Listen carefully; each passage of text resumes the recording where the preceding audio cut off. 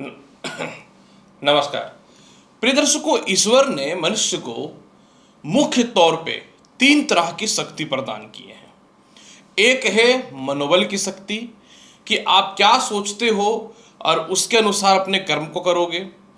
दूसरा होता है आपकी आत्मशक्ति कि आप जिस काम को कर रहे हो आप स्वयं और आपका आत्मा इस बात को जानता है कि आप कितना सही और कितना गलत काम कर रहे हो। और तीसरा जो होता है वो होता है शारीरिक शक्ति जिससे आप किसी भी कर्म को करते हो। कई बार ऐसी स्थिति बनती होगी कि आपका मन बोलता होगा इस काम को करे, पर आत्मा बोलता होगा कि इस काम को ना करे। तो आपको अपने आत्मबल यानी आत्मा की आवाज को सुननी चाहिए। और जहां तक रहा ग्रहों की बात, तो ग्रह जो है ये मनोवृत्ति पे असर करता है, आपकी बुद्धि को बदलता है। तो ऐसे सिचुएशन में अगर आपके ग्रहों को दुष्प्रभाव से आपको बचना है तो कई बार आप अपने आत्मबल का प्रयोग करिए, आत्मा के अनुसार चलिए, बहुत जीवन में सफल हो जाओगे कि आपका आत्मा कभी भी आपको गलत नहीं बोल सकता। नमस्कार। मेष राशि वाले 1 अप्रैल से लेकर 30 अप्रैल का संपूर्ण मासिक राशिफल लेकर के हर बार की तरह इस बार भी मैं आपके समक्ष प्रस्तुत हुआ हूँ। ये पूरी की पूरी जो राशि रहेगी चंद्र राशि पर आधारित होगी। जिनको अपना चंद्र राशि पता है बहुत अच्छी बात है, नहीं तो आप इस वीडियो को नाम या लगन के अनुसार देख सकते हैं। तो चलिए मेष राशि वाले जानते हैं 1 से लेकर 30 अप्रैल के मध्य में आपके जीवन में क्या क्या घटित होने वाला है। सबसे पहले मैं एक बात बता दूं मेष राशि वाले, इस राशिफल में यानी अप्रैल के राशिफल में यह तो कंफर्म हो गया कि आपके ऊपर शनि के 7.5 का प्रभाव प्रारंभ हो जाएगा पूर्ण रूपेण। अतः प्रथम चरण की स्थिति में थोड़ा मानसिक शांति और इसके अलावा सोच सोच के निर्णय और खर्च पे आज से यानी अप्रैल के महीने से आपको नियंत्रण रखना चाहिए। चलिए जानते हैं कि कैसा रहेगा कर्म क्षेत्र यानी नौकरी और व्यवसाय का हाल अप्रैल महीने में। मेष राशि वाले आपके कर्म क्षेत्र में ऐसे तो मंगल की दृष्टि है, लेकिन 3 अप्रैल से मंगल का पूर्ण दृष्टि कर्म क्षेत्र में चला जाएगा। इस महीने की शुरुआत में ही नए नौकरी और व्यवसाय के योगों में बढ़ोतरी होगा, लेकिन क्योंकि लगने से नीच के हो रहे हैं तो बहुत ज़्यादा मानसिक दबाव या कुछ बड़े ठोस निर्णय को लेने को लेकर के थोड़ा सा असमंजस की स्थिति रहेगी, तो अपने आप को मजबूत रखना पड़ेगा। कर्म क्षेत्र पे दृष्टि पड़ने के कारण आप राजनीतिक में हो या पॉलिटिक्स में हो या प्राइवेट जॉब में हो या प्राइवेट व्यापार में हो, जबरदस्त ग्रोथ होता हुआ दिखेगा। और यही मंगल का आय भाव में दृष्टि जाने के कारण आपका विदेशों से एक्सपोर्ट इंपोर्ट का भी धंधा बहुत बढ़िया चलेगा। और इसके अलावा जो है समझ लीजिए कि आय भाव में दृष्टि जाने का मतलब ये हुआ कि प्रमोशन पदोन्नति के रास्ते भी इस महीने खुलेंगे। पंचम भाव के लॉर्ड जो है सूर्य वो द्वादश भाव पे रहेंगे 14 अप्रैल तक। 14 अप्रैल के बाद वो मेष राशि में जाएंगे। तो 14 अप्रैल तक थोड़ा सा आपको लॉटरी सट्टा शेयर मार्केट को लेकर के थोड़ा दिक्कत हो सकता है। 14 अप्रैल तक किसी प्रकार का कोई इंटरव्यू या रिजल्ट है तो थोड़ा सा स्ट्रगल करना पड़ सकता है।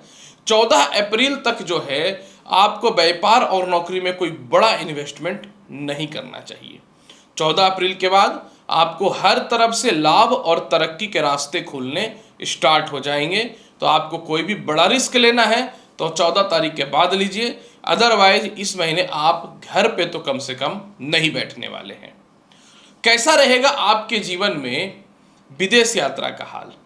विदेश यात्रा कारक शनि स्वयं द्वादश भाव में चले गए हैं, एकादश भाव का मालिक, और भाग्य का मालिक बृहस्पति जो है आपकी कुंडली में वह धन भाव पे है।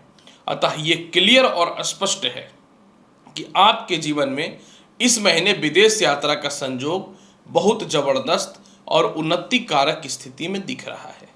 हालांकि मुख्य तौर पे शनि 4 तारीख से उदय हो जाएंगे। तो जब ये 4 तारीख से उदय हो जाएंगे तो विदेश यात्रा का संयोग बन जाएगा।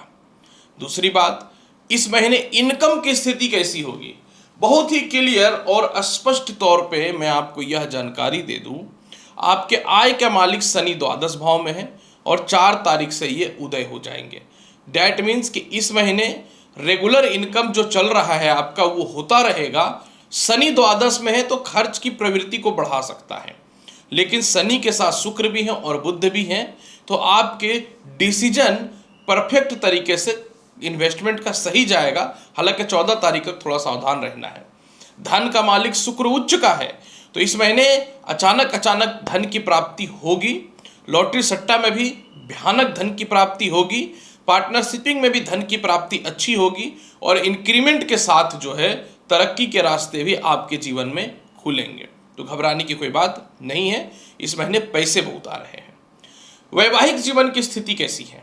देखिए, सप्तमेश द्वादश भाव पे है। अब सप्तमेश द्वादश भाव पे है और सप्तम भाव के लॉर्ड यानी शुक्र का किसी से भी कोई शुभ योग नहीं बन रहा है। हाँ, शुक्र सूर्य से अस्त है, तो ये क्लियर है कि इस महीने जिनको लव मैरिज करना है, थोड़ा सा आपको आपसी वाद विवाद को लेकर के थोड़ा बचना चाहिए। हालांकि इस महीने सेपरेशन भी खत्म होगा। अगर किसी कारण से आपके जीवन में दो लोग अलग अलग कंट्री में रह रहे हैं तो एक साथ रहने की संभावनाएं बनेंगी। जिनको विवाह करते हैं, जिनको पसंद करते हैं, उनसे विवाह तो होगा, लेकिन सूर्य से अस्त होने के कारण थोड़ा सा संघर्ष की स्थिति होगी। लेकिन चलो, विवाह तो कम से कम हो ही जाएगा क्योंकि शुक्र उच्च का है। इसके अलावा जिनका भी वैवाहिक जीवन में कोर्ट कचहरी अस्थिरता डिस्टर्बेंस था, उसमें कुछ अच्छा बेहतर संजोग देखने को मिलेगा। लेकिन क्योंकि 3 अप्रैल से मंगल जो है वो नीच के होंगे, तो आपके जीवन में थोड़ा सा ससुराल पक्ष को लेकर मतभेदता देखने को मिल सकता है। तो इसलिए आपको इस मामले में थोड़ा सा ध्यान देने की आवश्यकता होगी। साथ में मंगल का सप्तम भाव पे दृष्टि 3 अप्रैल से जाएगा, तो जिनका सेपरेशन था या डाइवोर्स लेना चाहते हैं, मंगल उस स्थिति में तो पहुंचा देगा आपको। कुछ लोगों के लिए तो अच्छा है, लेकिन मंगल का सप्तम भाव में दृष्टि पड़ने से थोड़ा सा जीवन साथी के हेल्थ को लेकर डिस्टर्बेंस या आपसी थोड़ा क्रोध आ सकता है, तो आप नियंत्रण करके रखिए। क्या है कि सीधा सीधी बात कर देना बेटर होता है। कैसा रहेगा आपके जीवन में भूमि मकान वाहन संपत्ति का हाल? मेष राशि वाले, ऐसे तो 3 अप्रैल से जो है ये सच्चाई है कि चतुर्थ भाव पे मंगल नीच के हो जाएंगे। तो जिन लोगों को भी प्रॉपर्टी संपत्ति परचेज करना है, उनके लिए पूरे महीने थोड़ा संघर्ष का दौर रहेगा। लेकिन किसी का अगर प्रॉपर्टी सेल नहीं हो रहा है, रेंट नहीं लग रहा है, तो वह हो जाएगा। इसके अलावा जो है किसी कारण से जो है अगर आप कंस्ट्रक्शन के काम को आगे बढ़ाना चाह रहे थे, तो उसको इस महीने थोड़ा सा दिक्कत आपको देखने को मिल सकता है।